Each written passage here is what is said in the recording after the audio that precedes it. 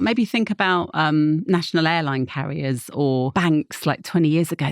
Most of them were dark blue because that's a colour of trust and quality. And then think about when EasyJet launched and it was orange and it had this crazy logo. I mean, you wouldn't have been able to do that with a national Bubble carrier. writing Exactly. But it was a different type of beast.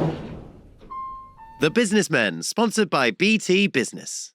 Welcome back, everybody. Hello there. This is the Businessmen podcast. He is Joel Dommett. This guy, this handsome little man with the glasses on, this is Ben Shephard. Wait, little man? How tall are you, actually?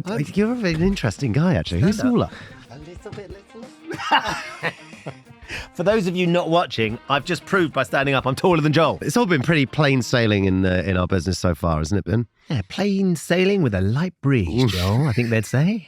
This is what's happened so far on an insane journey. I don't know what I think about your men's care range. Okay. So what's its reason to be? It has to have authenticity. It's got to be transparent. You have to totally believe in it, but you have to buy into it because it's yours. All the polls are now closed.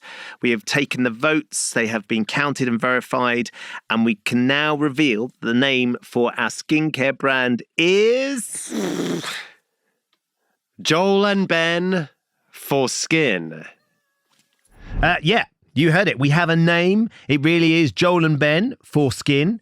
You can find out how we got here by catching up on missed episodes wherever you get your podcast. Don't forget to subscribe on YouTube because we are on the YouTube. We are on the YouTube. When you learn to say it, we'll be on it. People might watch it on the YouTube. On the YouTube. It's the YouTube. It's the YouTube. Yeah. Joel. Yes. I have a fun fact for you. Please do. 99% of all UK businesses are small or medium-sized. What? 99%? That's almost all. Just 1% not all. So whether you're running a shop, a consultancy, a creative agency, there's one thing you absolutely cannot compromise on, your internet connection. And that's exactly why BT Business Broadband exists. BT Business understands the challenges companies face. Their broadband is purpose-built for business, delivering the speed and bandwidth you need to run cloud apps, transfer large files, jump on video calls with smooth, reliable performance every time, like you. So we can avoid the spinning wheel of doom, Ben. Exactly that. The thing is, most people don't realise small businesses are targeted by cyber attacks every single day. BT Business Broadband comes with built-in security, Joel, firewalls, Joel, and options for advanced threat protection. So your data, your customers, and your reputation stays safe. And you can get BT Business Broadband for less. Their New Year's sale is on right now. Switch today and be online tomorrow to find out more. Search BT Business Broadband deal. What's coming up in today's show, Ben? Right, very exciting because, of course, we've got the name now. We're moving towards creating our logo. So we're going to be talking to one of the most brilliant people. We've had so many great experts on this podcast, haven't we? But Sam, who's coming on today, is the Executive Creative Director from Blue Marlin, Sam Dumont, a mastermind when it comes to the way your brand looks. This is going to be really interesting to sort of figure out what the next stage is for Skin. But before we get into all of that, let's take a minute for the name. Joel and Ben's for Skin. Wait. There's no S. Joel and Ben. What is our name? Joel and Ben for Skin. Joel and Ben for Skin, not Joel and Ben's for Skin. Yeah, Joel and Ben's for Skin might be a little bit more complicated. It feels like we're offering them something that we're not willing to give. I haven't got one. Cards on the table. Wait, this is a conversation we actually had. Not yet, no. I'm happy to share. Yours. Happy? Yeah. Are you willing to share? Willie in the 70s. Are you willing to share? It wasn't done for religious reasons. It was done for size reasons.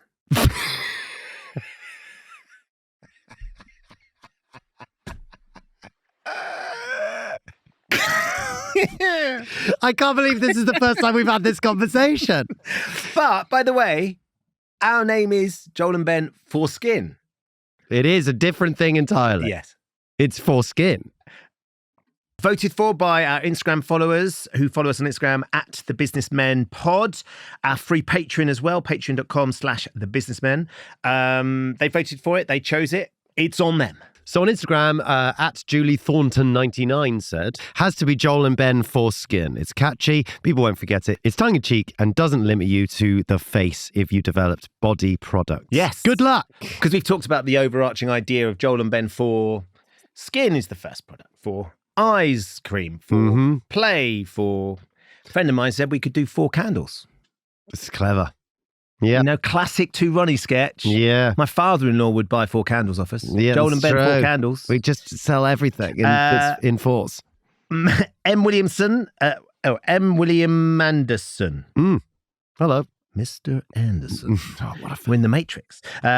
He said, as a former brand consultant, I like the idea behind Mug, but it does limit the brand to facial skincare. You always have to think ahead with a brand. It's very interesting. Similar to Julie saying that actually for skin doesn't necessarily limit us just to a face product. This is really great. And on our Patreon, Kirk said, I voted for Duo, but then I heard you talking about for skin on the podcast and I wanted to change my vote. I completely missed the double meaning first time around and I saw the notification on my phone, voted, moved on. Now I get it though. It's the one that stuck with me. You could have a lot of fun marketing that. Be careful with coming across as authentic though with a name like that and not becoming a novelty purchase rather than repeat purchase. This is what we're really worried about. And hopefully with what we're going to talk about in this episode, with the right branding, the right messaging, packaging, logo. We can really help. I think that's a really valuable point though, Kirk, unquestionably, and glad that you managed to turn you around even though you'd voted for something else. And then finally, this is from a Ben, again on Patreon, who possibly speaks for the nation when he says, Joel Dommett, I'm delighted to know I will sue Joel and Ben's for skin on the shelves. Yes. Come on. Thanks, Ben. Thank you for everyone's feedback. It's been one of the most exciting things about this journey, I think, is the amount of people that are stopping me to talk about it, really enjoying the podcast, sharing some of the ideas that we're doing and how that's impacting on them. Please do get in touch with us on Patreon. We love, if you've got business ideas and whatever you're going through, send them in, send questions to us. We've got brilliant experts that we can share those with because this community is absolutely the heart of what we're trying to do. And I think that's part of as much fun as we're having on this crazy adventure. I think that's the bit that I'm feeling really engaged by. That's why I feel like it feels so creative. It's so nice when people either comment on our Instagrams or messages or say hello to us in the street or whatever it is. Suddenly you just go, oh my God, it's real. People are really... listening to this journey and coming along with us. And it really means the world to us, I think. Sharon Marshall, who is the soaps expert who comes on this morning, is an amazing soap writer and expert. And she just shouted at me across the studio the other day, Ben, it's got to be foreskin. And I'm getting a lot of people saying, Ben, we love foreskin. I love it. And it feels like that's quite, Julie says, it's catchy. It is catchy. Now, before we speak to the fountain of knowledge that is Sam Dumont, I've said Dumont because I feel like we should make it sound French and sexy. It's time for Ben versus Joe. Lightning. They did actually find a tiger being eaten by a lion. It's amazing, really. I don't know where'd you get that? Which we should make something different then. This is an antelope. This is an elephant being eaten by a snake.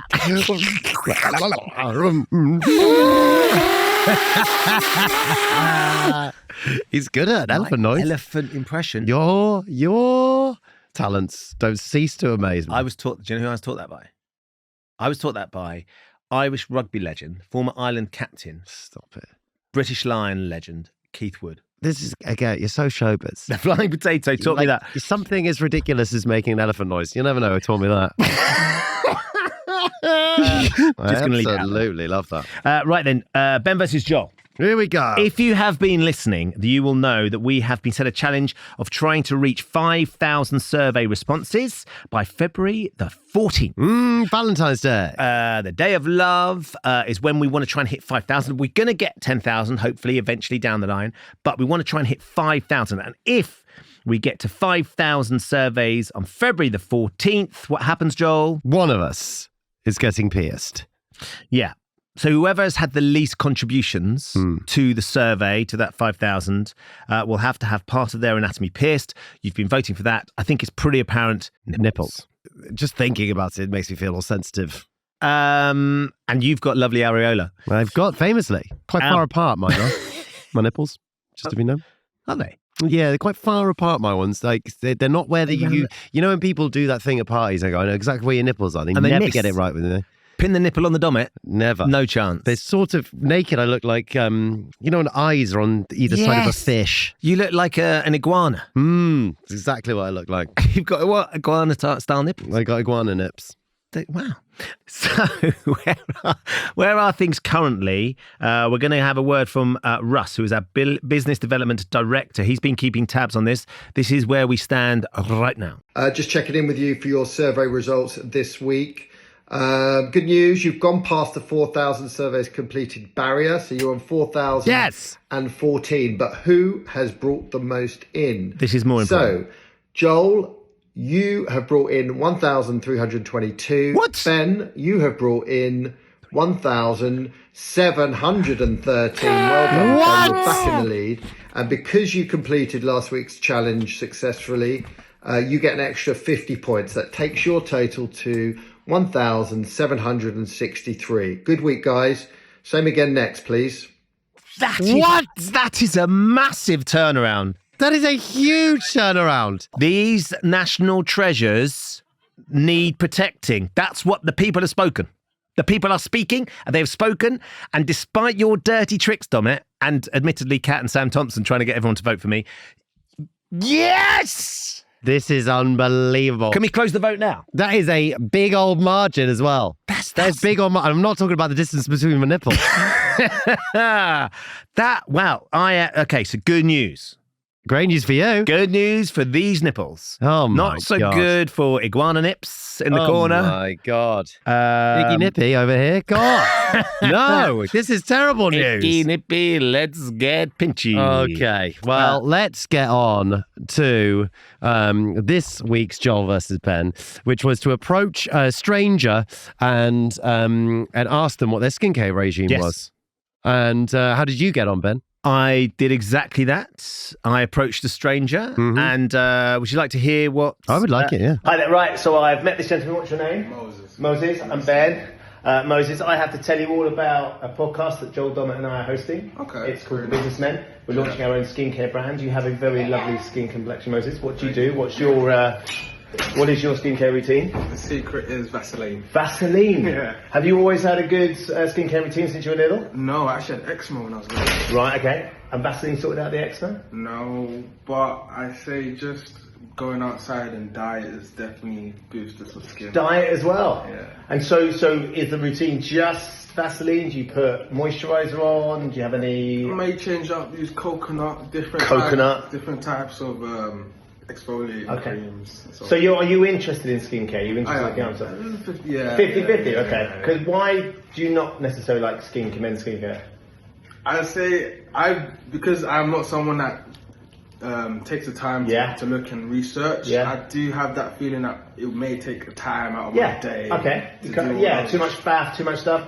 So if I was to tell you that me and Joel are launching a men's skincare brand that will take out the faff, demystify the science, and you can have a bit of a laugh. Is that something you might be interested in? Probably. There you go. I'm going to convert you now. So we have a skincare survey, Moses, Okay. about men's skincare. Can I ask you to try and do that? Of course. Oh, he's getting the extra points. So just so you know, He filled out. charming Moses, really lovely. I think he's probably in his mid to late 20s. I thought it was really interesting because he clearly has had eczema, so had problems with skin. Vaseline has helped. Diet has really helped him. Thinks he should do a little bit more, but faff and stuff gets in the way, so he doesn't necessarily. So kind of one of the people, probably a bit younger than our target market, because I think he's sort of mid 20s, into a late 20s, but definitely in that area of men that realise or feel like they should be doing something a bit more, but it all feels a bit complicated. It's all a bit over the top and doesn't really talk to him necessarily. And Moses then continued to do the survey. Bless him. So the challenge was guy. set, go up to a stranger and try and get them. So You did it. done and done. What I would say you've done there Yep. is you've done a classic Ben. You've done it. You've done it I've done it. really well. Yeah. Classic Ben. Really well. Classic. You turned it into a full 7-minute this morning segment. Moses is having to open the door for people. Jeez, come on, Ben, get on with it. I've gone simpler. What have you done? I've gone simpler, and I will tell you this, Ben. I've not just done it once. I've got 6. 6? But hold on, but these have not been submitted through the official channels. Not been submitted through official channels, and I'll show you the 6. I'll show you the 6. So they're not as lengthy as yours. They're not as complete. They're not as official. To give you a good example, the first video is 11 seconds. I was in a shop. He was doing electrics. Great. Can you play it, please? What's your skincare regime? Little bit of Nivea in the morning. That's it? That's all you need. A little bit of soapy water and Nivea. I love it. What's your name? Aidan. Aidan. Pleasure to meet you, Aidan. Pleasure to meet you, Joe. It's like a hostage situation. He's trying to get away from you. He is trying to go down the stairs. Who's the next? The next one, well, I did tell him about the skincare brand. But not on camera. But not on camera, so it doesn't count. So maybe I've failed here. So hold on, we're down to... I've just been asking people about their skincare regimes. And this might be... Right, here we go. Second one. Moisturize twice a day with the Bulldog anti-aging one. So, yeah, try and look after the wrinkles a little bit, which are creeping in. You cleanse before it? No, just moisturize. 2 from 2. 2 from 2. Haven't Still done... not mentioning the skincare brand. I apologize. Yeah. I don't know how we're gonna pick who's won here. Maybe we both lost. What? Wait, maybe this is... Let's see. Because he's 3 of 6. I'm just going to play these ones. I'm not going to do the video of these ones. Just see whether you can guess. Are they in a sauna? Hello. My name is Jean. My name is Jean Paul. I am from France. You want to know what my skin regime is? This is worse than your Scouse accent. So, Jean-Paul from France. Jean-Paul from France. Who's next? I use soap. Soap. Okay, we've heard Jean-Paul. Who's Jean-Paul, next? the next one. My name is Brian. Brian Doorman. Where's Brian Doorman from? Moisturize. Texas? I use LED. Texas. I then Cowboy? go serum. Hello. My name is Instor Palonini, and I am from the Naples region.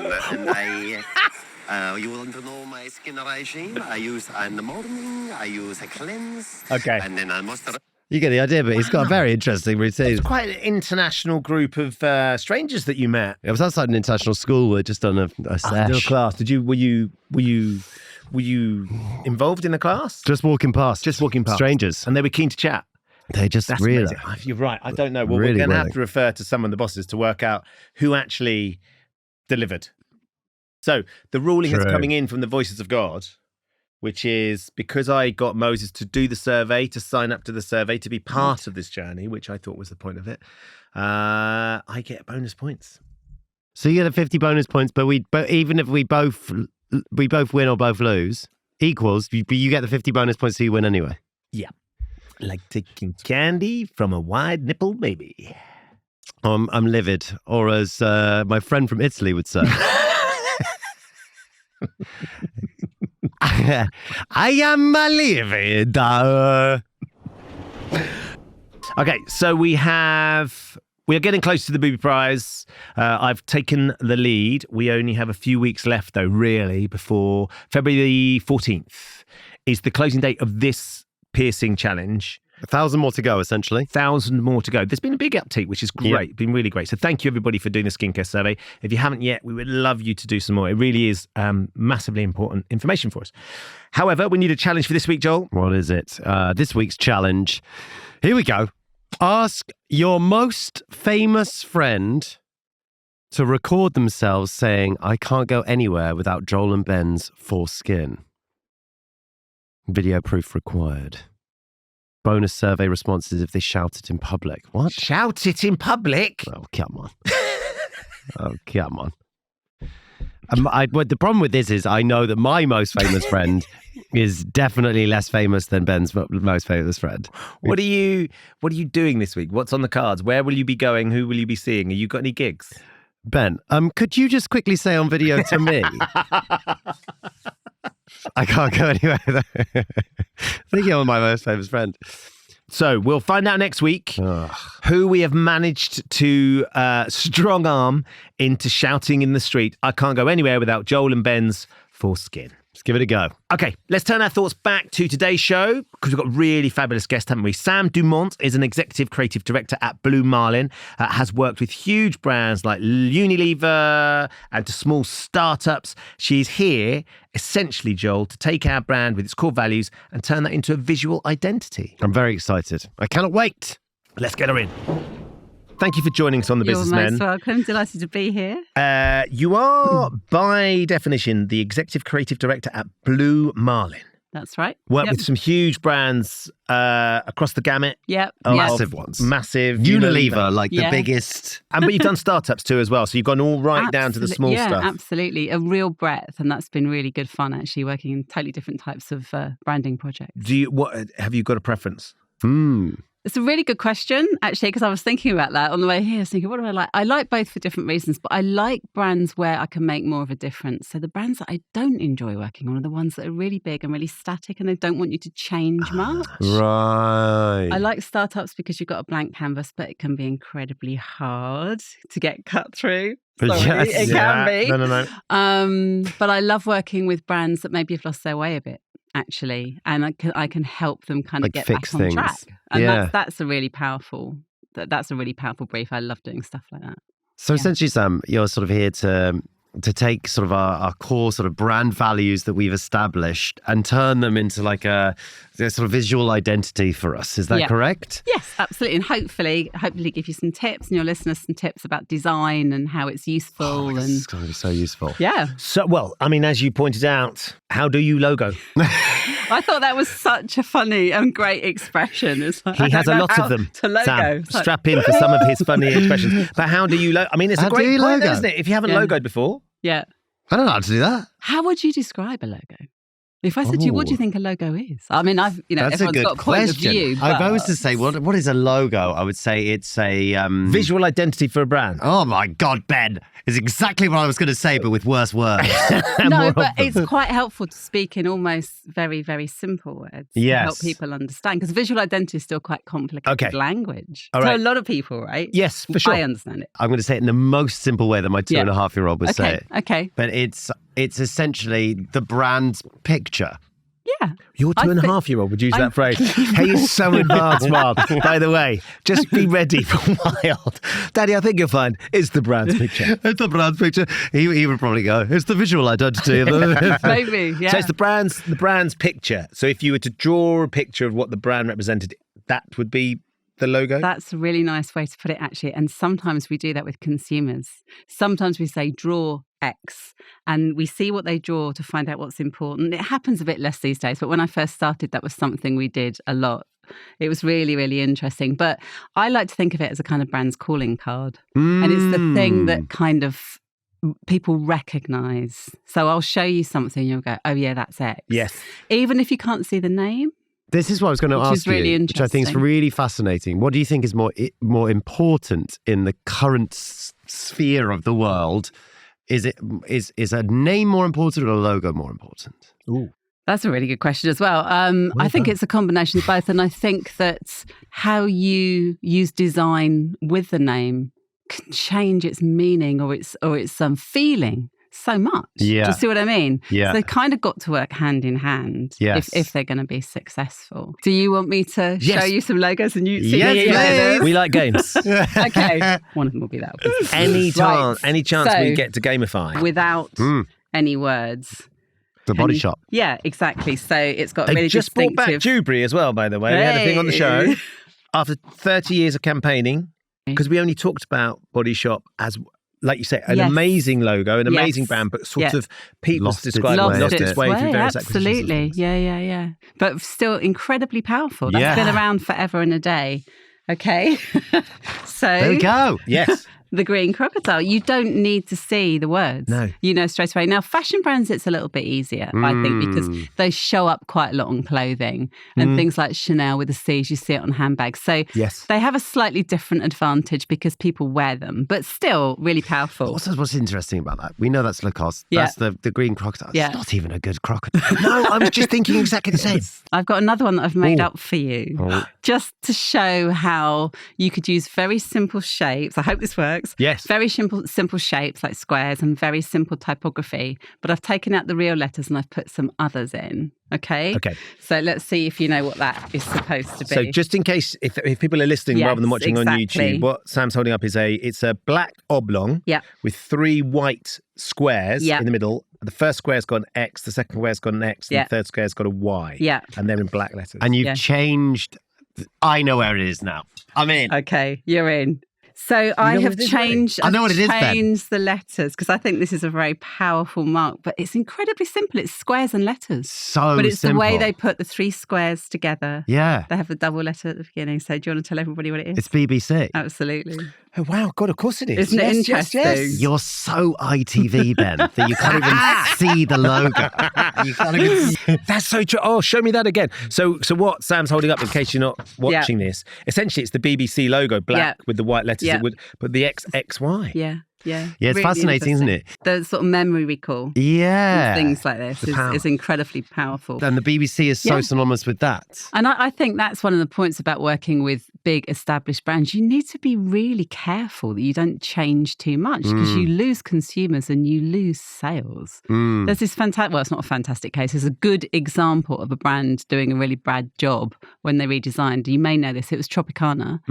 So it was in the late 1990s and they took away everything that the pack had on previously. You could barely see the logo. They didn't have the refreshing juice. They had this glass that was quite kind of sterile. And I think from memory, they lost something like $100 million because consumers couldn't find it. They didn't get it. They thought it was a different brand. And it was just so far away from what they were. A very, very established brand. So you've got to be incredibly careful and sensitive with brands that are established because, you know, they're second nature to people. They see them, they find them, they buy them, you know, very instantaneously. That brand loyalty is huge, isn't it? So Absolutely. interesting. Yeah. Our brand name has been selected. We distilled it down to 3 and it has been selected by the people that are listening to the podcast and you know, all of us as well are very into that as an idea. And I think Joel and Ben for Skin is disruptive, it's a bit anarchic, it's fun, it's humorous, but equally it feels like now's the right time for us to be thinking about visually the importance of it because 100%. The visual of it can perhaps balance out the irreverence and the anarchy of it, if that makes sense. No, that makes total sense. And it's a really good time to do that name. It's really difficult. I mean, I have been involved in projects where it was like, we're not sure of the name. Can you go and design a logo? And it's kind of hard because you need a foundation. And also, when you're looking at things like typography, so the lettering style, you know, that has a big impact on how things feel to people. So you need the word to start putting, you know, the personality, your brand values, as best as you can, you know, into that. So yeah, now's a really good time to kind of do that. So that's good. do you see, just quickly before we... Do you see fashions that happen in your job? Like I know at the moment trends and stuff. It's very it's gone from sort of quite blocky lettering. It's very samey. Everyone's going for that same sort of BBC sort of logo. Burberry has gone, and now it's starting to go back maybe to that sort of older style, more traditional logos, heritage stuff. I think that's really interesting, and I think that, you know, it starts off with a few brands doing something different and then everybody tries to follow and then it becomes ubiquitous and then it becomes boring. And then other people, some of the sort of forefront leaders or people that are a bit more visionary will do something different. I saw something the other day actually, just spontaneously from Hermes, and they've done a new campaign which is all about illustration and craft. and they've moved away from sort of photography and AI, which I thought was really interesting. I mean, it fits with their brand values, though, about craftsmanship and quality. Yep. So, there's a reason for it. And that's really, really important. Whatever you do with your design, it's got to fit with your brand values, because otherwise you can kind of confuse the consumer. But yeah, there are always big shifts and trends in design. And it's quite nice if you're lucky enough to work with a brand that's got the foresight to be a little bit progressive. Yes, and be agile. More fun, I assume, to work. Yeah, it is actually. It's much more fun. Because they'll let you try more crazy ideas. Yeah, exactly. Because you've got to start with a load of ideas to sort of hone it down. Which is exactly what we did with the name. Really, we had a whole range of ideas for the name, which we slowly but surely whittled down. And then thanks to the great British listener of this podcast and some abroad, they've given it to us. Yeah. Yeah, it's on them. It's on them.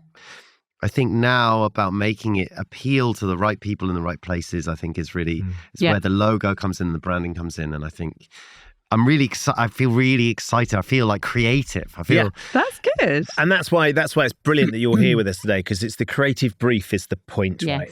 Now, just describe, can you explain essentially from your experience what a creative brief is and why it's so important? Yeah, okay. I'll go back a little bit because I think it might be helpful. So I suppose I get involved right at the beginning, speaking to the client, and I'll get involved with, say, a strategist and maybe an account director, and we will all meet with the client, and the client communicates to us everything about their brand. And there's normally quite a lot of information if it's an established brand. If it's a startup, what you're actually trying to draw out of people is something different. And actually, in your case, it's you too, and what you're becoming as a brand, which is hugely interesting. Yeah. Once we've got all that information, that needs to be translated in a really simple way to a designer or design team. So we work with a creative brief, and the purpose of that creative brief, it's kind of, I suppose, the blueprints of what the designer will build from. So it's all the kind of foundational stuff about your brand. So it have your brand values in. I know that's something you've been looking at. Yep. It should have your brand personality in. You can obviously embellish on your own views and points of view or how you feel about that as well. But she or he needs that information really succinctly so that she can kind of get it. And creative briefs are so important that when they're bad, they can be incredibly detrimental because people get confused, we lose way, the design is off brand. So it's really, really worth taking time to get the right words, to make the brief good. I really believe in the kind of power of a creative brief. And if I get a rubbish one and I'm not involved with it, and I think I look at it and I'm like, I don't know what to do here. Yeah. Most designers sitting in a meeting and getting a good brief will straight away start to think of ideas. It's really exciting. That's the bit of my job that I love. I'm like, I can think of things. I'm thinking of things already. That brief document, whatever you want to call it, is kind of really key to communicate what your brand is to the creative team. Sam has got more invaluable insights on approaching creative briefs over on our free Patreon. I know that you're going to help us there, aren't you? Yes. She's even put together, Joel, a template which anybody who joins our Patreon can access. So if you're looking to do something, you want some advice, some guidance, I mean, she is the expert in this area, just go to the Patreon. We're going to put it there. And it is, in fact, the very same template that we'll be using to brief our designer, Ella. I'm so sorry, Ella, what we're about to give you, but hopefully it'll be good and succinct. We're gonna draw on as much expertise from Sam to make sure that the brief is as clear and it feels bubbly and creative and exciting, not really vague and odd. No blancmange. Yeah, vague is hard. That's the problem, right? Vague or confusing or abstract. Here, this might be a nice thing to think about. At the agency that I work at the moment, we talk about for the designer words that you can draw. Because if someone says a word to you, you can see it in your mind's eye. That's incredibly helpful. Now, some words are very obvious. Like if I said performance, I'm sure that will spring up a load of kind of ideas in your mind. If I said simple, that will spring up ideas. If I said it's both of those words, effervescent or joyful, you might have something that feels quite uplifting. So words are key. Evocative, emotive words. Yeah. That really reflects where we are. What's if you could help us sort of lead us down a path of what is the sort of process from start to finish of creating a logo and sort of and where the packaging comes into that, and how that obviously goes hand in hand. How does that work? Okay, so I like to start a level above that, really, which is to think about what the idea is for the brand and how that idea is going to work through all of the different design elements that the brand will use. But obviously, the logo is the right place to start because it's kind of your foundation, it's your name. So that is the very best place to start. Quite quickly, if it's a packaged good, as yours will be, you need to see it in context. You want to see it on a pack. Now, skincare packaging isn't big. Yeah, you're right. So actually, something that cuts through and is simple but still got character, I would suggest is really important. So that's something I think that designers will be doing. You know, some other things that might be helpful just to think about is kind of the power of colour. And I thought it was really interesting, even for this podcast, that you used orange because that wasn't a normal business colour. No. But mixed with the grey, it was a really powerful message to me. It's like, okay, this is really cool. I love that. I love that orange. But if we go back to the launch of the podcast and the businessmen and the logo and what it looks like in the colours, we had there were lots of discussions. There were different versions, different coloured versions. I mean, we went through all of that, even just to launch the logo for the podcast. Sort of subconsciously, we're doing what you're doing. Exactly, you're reacting. And think about national airline carriers or banks like 20 years ago. Most of them were dark blue because that's a colour of trust and quality. Right. And then think about when EasyJet launched and it was orange and it had this crazy logo. I mean, you wouldn't have been able to do that with a national bubble carrier. Exactly. But it was a different type of beast. It was a different offer. And the design and the colour and the typography of that help set out that positioning, help communicate to people fairly instinctively. That's so interesting. We're different. So there's a lot of power in colour. Again, I've said this so many times on this journey, Sam, and it's again another example where I'm like, I did not even think about the thought that they thought about that. Yeah, but why? Why should you? Most people won't. But you react to it. We all react to it. You know, we all react to colours and shapes and signs. You know, we take meaning out of so much. Yeah, it's so interesting. And typography, you know, is really critical. As we talked about, you know, the EasyJet font was very different. I was even thinking about one of your brands that you didn't go with. One of your names, say Mug, and I thought, imagine, because this might just be helpful to think about this, imagine if that was written in script. Yes. Like beautiful scripts. And then imagine if that's written in sort of block caps, condensed. I mean, the word's the same. But what people take out of that visually changes, doesn't exactly. It? Yeah. So your question before, what's more important? It's kind of hard to pull it apart. Because we discussed this a lot when we were giving the three names. It was quite hard because we had to give the names and we sort of just quickly put up a branding for each of those three. But then the problem was people were also consciously reacting to the branding instead of the name. And what we in hindsight, probably what we should have done is we should have put them three exactly the same, and then they would have, you know, hopefully there wouldn't be a bias towards it. And this is a really important tip, I would say. You must design for your customer and know what they want. This is exactly what Sarah Davis was saying. That's really important. You know, whatever you like, you've got to put yourself in the shoes of the customer. Yeah. And you design for them, and then you should be successful. I think one of the statistics that's out there, we're not sort of drilled down to how accurate it is, but 80% of men's skincare is bought by women. I would believe it. And her point was, don't get caught up thinking you are trying to sell to men. Yeah. If 80% of it's going to be bought by women, you've got to make sure the brand has to appeal to the women that are going to buy it for their sons, their partners, their brothers, their uncles, the men in their lives. Yeah, yeah. And that's something that I think, you know, she was quite, this is in a future podcast, we're looking into the future. How amazing is this? But it was really, really, it's a really important part of it, because I think we can go, oh, I really like it looking like that. I really like it looking like that. Yeah. And I think we are part of the customer base. We would be sort of slap bang in the age range, certainly, of the clients that we're looking for, the demographic, the geographic location, all those sorts of things. But it is not just unfortunately, for the first time, it's not about us, Joel. It's not about us. I mean, I'm struggling with that quite a lot, Ben. not comfortable with this issue. No. But you asked about our customer. Yeah. I think from what we've collated from the skincare survey that we were still, which has been absolutely incredible, sort of invaluable just in terms of being able to get real-time feedback from the listeners to the podcast, people who engage with this journey that we're on are really keen to find out a little bit more. This is what we've been able to distill down, some of the interesting sort of information from them that sort of is painting the picture for us of the customer. That's really helpful. Brilliant. Our customer, the practical skincare shopper. Everyday Alex or straightforward Steve. He's 35 to 54, living down south, London, the southeast, maybe southwest. The family man running a tight weekly orbit of work, school runs, sport on Sundays, and a proper shop at Tesco's or Sainsbury's. Life's busy. Decisions need to be quick. Skincare happens by osmosis. He tops up while doing the weekly food shop, swings through Boots or Superdrug if he's in town, and orders refills from Amazon when he remembers.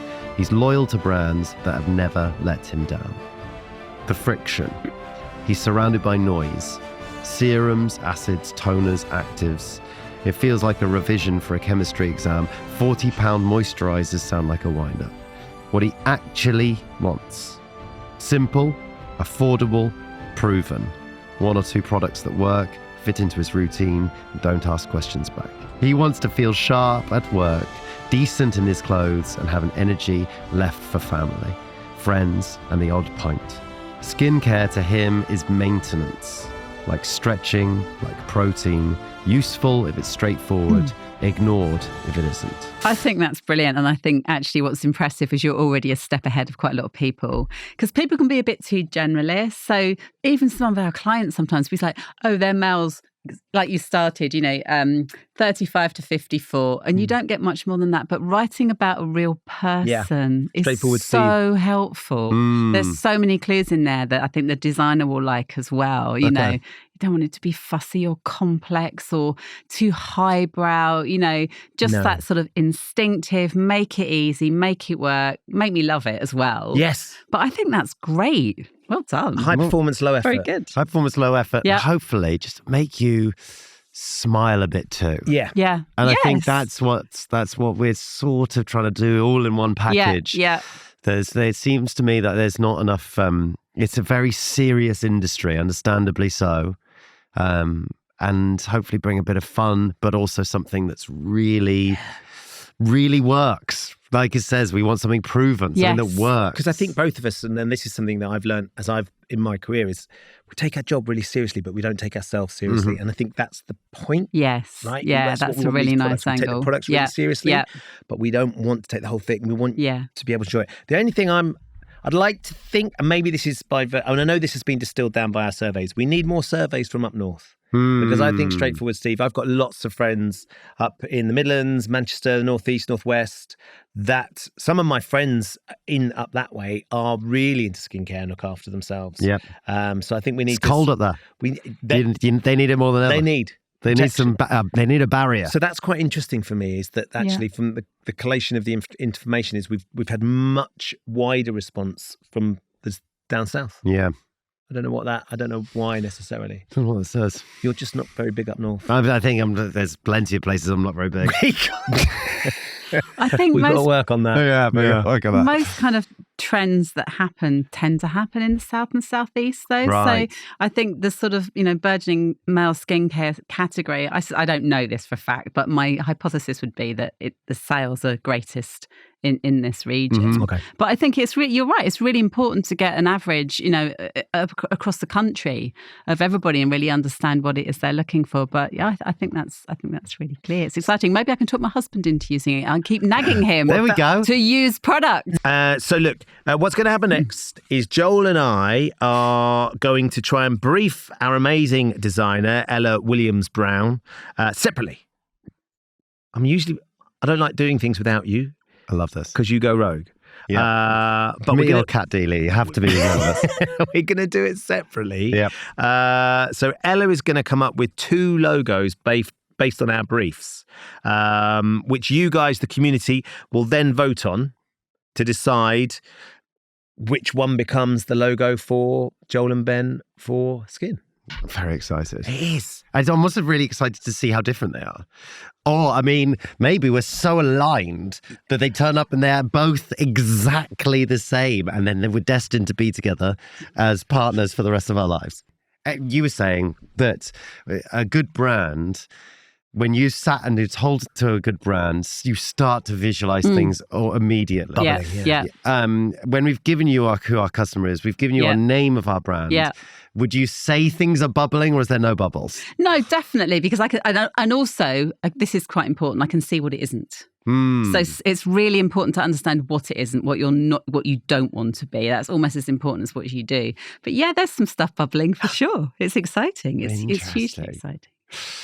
Thank you so much for joining us, Sam. Really appreciate you taking the time and sharing a little bit of expertise. As I said earlier, if you go to the Patreon, then Sam has offered some amazing, invaluable insights for all of you. The creative brief and the template that you're putting together, which we're going to use to brief our Ella, our designer, we're going to put on there. So if you have your own business or you are looking for some guidance or some help, you can go to the Patreon and they'll be able to use that template as well. Yes. We'd love to get your feedback on what you think about it and if it's helped you, how it's helped you, because this is sort of a communal experience we're going through, isn't it? That's absolutely. It's all so free as well. So go on there and enjoy yourselves. Go for it. Thank you, Sam. You're most welcome. It's been so much for having me. Really useful and really, really amazing. Thank you. Thank you. The Businessmen, sponsored by BT Business. That's all we have time for this week, people. Remember to subscribe on YouTube and follow wherever you get your podcast. Really loved Sam. That was fantastic. She was absolutely brilliant. I feel like I learned a lot.